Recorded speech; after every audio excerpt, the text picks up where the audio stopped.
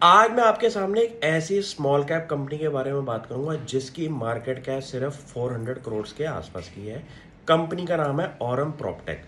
Company ने recently एक acquisition किया था नेस्ट वे का, जिसके अंदर कंपनी ने कल्चरल डाउनसाइजिंग करके कंपनी को प्रॉफिटेबल बनाने की कोशिश की बात करी है। जैसे कि कंपनी ने ये बोला है कि सबसे पहले तो उनको इस कंपनी की प्रेजेंस को कम करना है। जैसे कि कंपनी ने ये बोला है कि उनकी 14 सिटीज़ से लेके कंपनी अब सिर्फ फोकस करेगी 6 सिटीज़ पे। कंपनी ने उनकी टीम साइज़ को 350 के टीम साइज़ को 195 करने की बात करी है, जिससे कि उनका मंथली जो सैलरी का बर्न था वो भी काफ़ी कम हो जाएगा। कंपनी ने क्लियरली ये बोला है कि अब फिलहाल कॉस्ट ऑप्टिमाइजेशन, यूनिट इकोनॉमिक्स जैसी टर्म्स बोल के कंपनी ने क्लियरली अपनी विजन बोल दी है कि नेक्स्ट वे कंपनी को जब तक वो स्ट्रीमलाइन नहीं कर देते, कंपनी को ग्रोथ पे नहीं लेके आएंगे।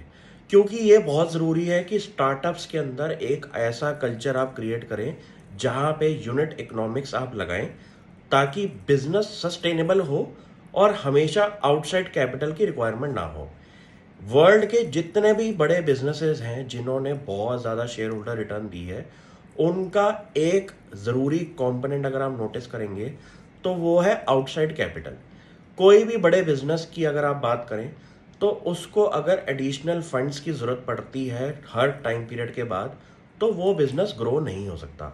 एग्जिस्टिंग कैश फ्लो से जो कंपनी अपने आप को ग्रो करके दिखाए, वो ही एक बड़ा सस्टेनेबल बिजनेस बना सकती है। क्योंकि एग्जिस्टिंग बिजनेस से ही अगर आपको कैश फ्लो आ रहा है तो आपको आउटसाइड कैपिटल की रिक्वायरमेंट नहीं होगी। ऑरम प्रॉपटेक एक ऐसे लेवल पे कंपनी ट्रेड कर रही है जिसके अंदर उन्होंने बहुत ज़्यादा बढ़िया बढ़िया एक्विजिशंस करे हैं, और उनके जो टर्न अराउंड के एस्पेक्ट्स मुझे जो दिखते हैं वो एक बहुत ज़्यादा पॉजिटिव वे में भी दिखाई देते हैं।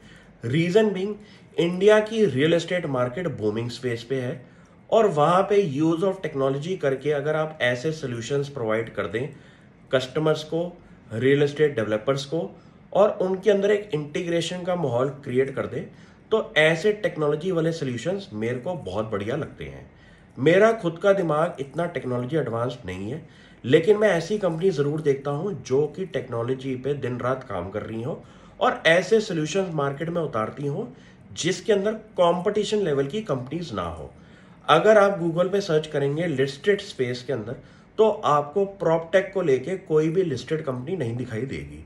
ये मैं गारंटी से कह सकता हूं कि ऑरम प्रॉपटेक एक ऐसी कंपनी है जिसको एक स्टार्टअप की विजन से आप देख सकते हैं, और कंपनी की पूरी प्रेजेंटेशन को समझने की कोशिश जब करेंगे तो आपको उसके अंदर कुछ वैल्यू ड्राइवर्स दिखाई देंगे कि कंपनी ने जो एक्विजिशन किया है, उस एक्विजिशन के बाद कंपनी ने काफ़ी चीज़ें उस न्यू कंपनी के अंदर आइडेंटिफाई करी हैं, और यूनिट इकोनॉमिक्स पे जो कंपनी फोकस कर रही है उसको इम्प्रूव करने की, उसके अंदर मुझे लगता है कि बहुत बड़ा टर्न अराउंड की गुंजाइश बन सकती है।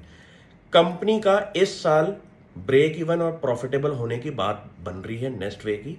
अगर ये चीज़ सक्सेसफुल होगी तो मुझे लगता है कि कंपनी हाइपर ग्रोथ पे जा सकती है कुछ सालों के बाद।